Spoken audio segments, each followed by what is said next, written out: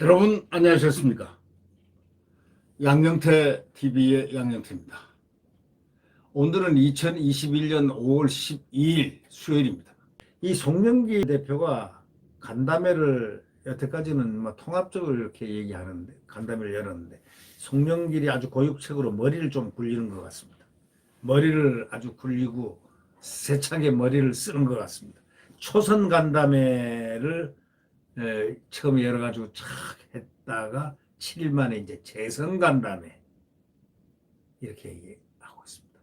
초선 재선에는 이 강성 친문들이 이렇게 몰려 있지 않지 않습니까? 딱딱 각계전투하는 것 같습니다.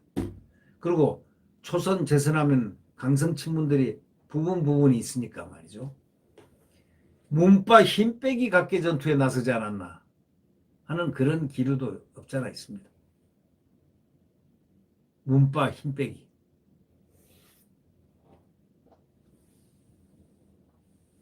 그리고 보십시오. 이 지금 간담회에서 이 장관 후보자 3인방을 두고 갑론을 막 합니다. 각자가 하방에서 지역구 의견 듣자 뭐 이러면서 말이죠. 얘기들이 많습니다. 선수로 의원 나누는 건 개파 배제를 하려는 의도입니다. 초선은 초선끼리 모이고 간담회하고 재선 이제 개파 없애버리겠다는 겁니다. 이 송영길 대표가 만약에 제가 생각한 대로 제가 얘기한 대로 그런 생각으로 만약에 간담회를 열었다면은 이분은 이길 수 있습니다. 강경파한테 당한 사람이 송영길이니까 강경파 힘을 빼려면 이렇게 명분을 쭉쭉 쌓아 나가야 됩니다. 결국 송영길 더불어민주당 대표가 이제는 강경파를 좀 뭐라 그럴까요? 휘몰아 치어서 분해시키려고 하는 그런 작전을 쓰질 않나 그런 느낌이 듭니다. 이 송 대표는 재선 간담회 국회 예결위원회 회의장에서 열린 재선 간담회에서 우리 의원들이 내는 법안 하나하나가 통과 여부와 상관없이 내기만 하면 뉴스가 된다.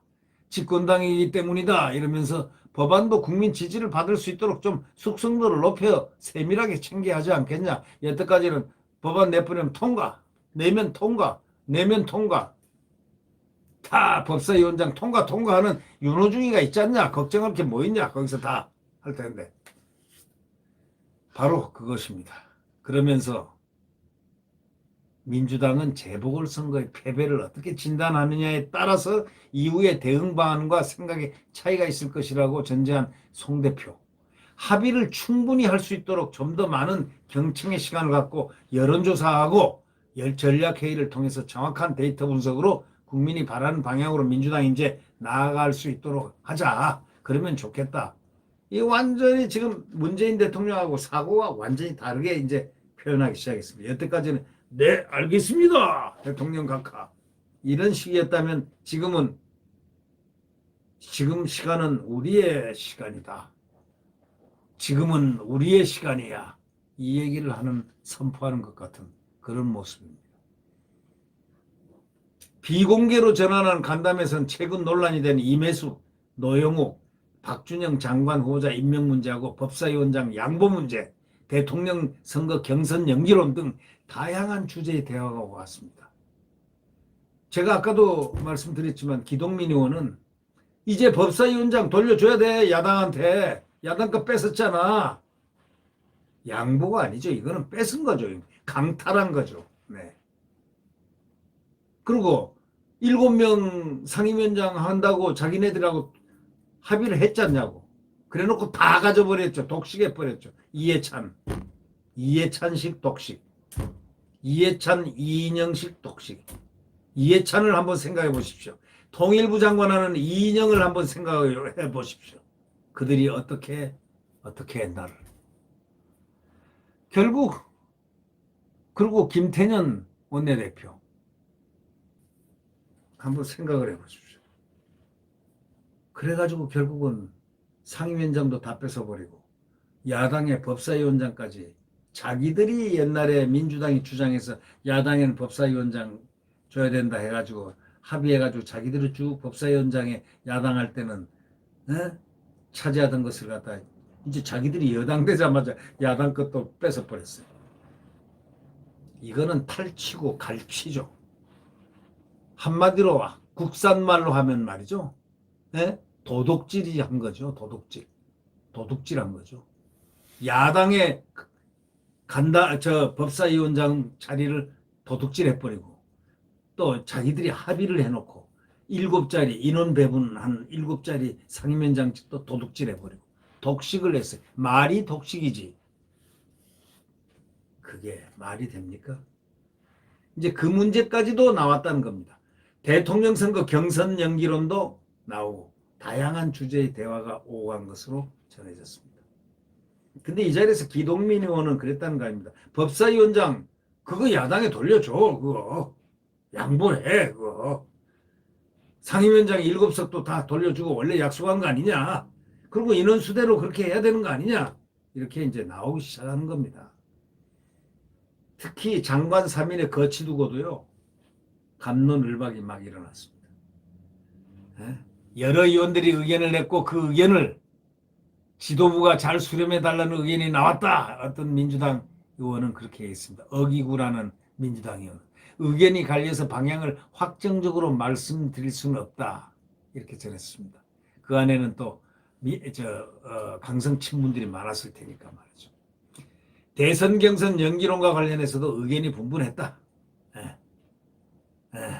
민주당의 한 재선 의원은 워낙 예민한 문제라 강하게 얘기는 하지 않았지만 현재는 일정을 바꾸기보다는 원칙대로 가야 한다는 기류가 좀 강해 보입니다. 원칙대로 가야죠. 갑자기 자기네들이 불리하다. 강성 친문한테 불리해야 돼서 연기하자 이렇게 나간다면 이건 말이 안 되는 거고. 원래 딱 당원 당규에 있는 대로 해야죠. 자, 당원 당규에 이 자기들이 문제가 일어나서 사퇴한 부산시장, 서울시장 여기는 후보를 안 내는 게 당원 당규에 있었단 말이죠. 그 해는 안 내게 돼 있다고. 근데 당원 당규 누가 만드는 줄 압니까? 문재인 대통령이 대통령 후보 시절 당대표 시절에 만드는 겁니다. 근데 그것을 딱 바꿔가지고 이길 것 같거든요. 100% 이길 것 같거든요. 가덕도 공항도 나오고 뭐 다 뿌리면은 이게 안 될 리가 없다. 또 어준이가 방송 또 하고 뭐 등등 하면은 자 오세훈 서울시장 선거 때 참 저는 기가 찹니다. 그 방송을 하긴 했는데 이런 그 오랜 시간 10여 년 전 시간에 오세훈 시장이 바지를 입은 색깔을 어떻게 안 여자가 식당에서 주방에서 일했던 안 여자가 어떻게 그걸 기억을 합니까? 그리고 그 신발이 뭐 프라다인가 뭐라고 하는데 그 신발을 또 어떻게 그 명품인지 아닌지 어떻게 그걸 구별을 합니까? 구두 좀 벗어보세요. 이거 저 딱 한번 보겠습니까? 그 여자가 그랬을 리는 없을 거 아닙니까? 그럼 오 시장이 밥 먹으러 왔다고 만약에 가정을 하고 간 적이 없는 걸로 알고 있지만 갔다고 가정하고 뭐 프라다 입고 뭐 옷 바지가 어떤 바지 입고 어떤 모습이고 그럼 어떻게 그걸 기억해내느냐 몇십 년 지났는데 이렇게 얘기하니까 한다는 말 잘생겨서 그랬다고. 세상에 말도 안 되는 소리를 해가지고요. 사람 잡는 소리들이 얼마나 많이 나왔습니까? 뭐 내곡동 땅 해가지고 엎어치기 하는데 아무런 흠결도 없는 땅을 그게 내곡동 땅이 문제가 됐으면요. 이 선거 이전에 과거부터 혼났습니다. 혼나야 되는 겁니다. 아무것도 없었잖아요. 털어 먼지가 안 되니까 그다음부터는 조립을 하고 만든다? 그렇게 해서 되겠습니까? 그래도 국민들이 현명했기 때문에 이건 아니야. 이거는 아니야. 이건 절대 오세훈이가 프라다를 그날 신은 게 아니야. 네가 어떻게 해서 옷을 기억하냐?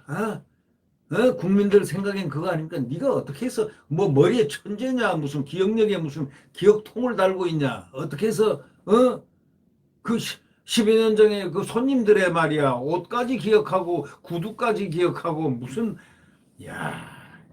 이번에요. 그 선거를 보면서요. 가관이 띠다 가관. 김어준의 또 말하는 거 일합합시다. 또 선관위에서는 또 그거 아무렇지도 않다카대. 일합합시다. 일이 기호 1번 아닙니까? 이런 세상에 참 난해한 복잡한 이런 한국 정치가 이렇게 희화화돼서는 안 된다. 저는 그렇게 생각합니다.